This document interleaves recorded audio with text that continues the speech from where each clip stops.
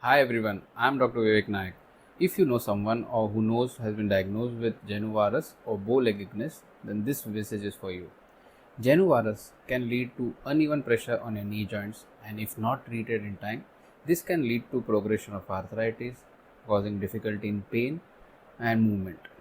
But don't worry, early intervention can make a huge difference, and one such effective procedure is high tibial osteotomy or HTO.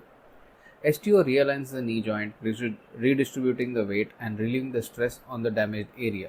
This not only alleviates the pain but also need for total knee replacement. STO procedure can save you a significant amount of money and reduce long-term pain and associated with knee replacement. It's a proactive step towards a healthier knee. If you think HTO might be right for you, or if you have any questions about genu, feel free to reach out.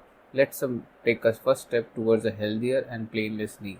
याद रहे, घुटने सिर्फ 3 कारणों से चलते हैं: alignment, alignment and alignment. Thank you.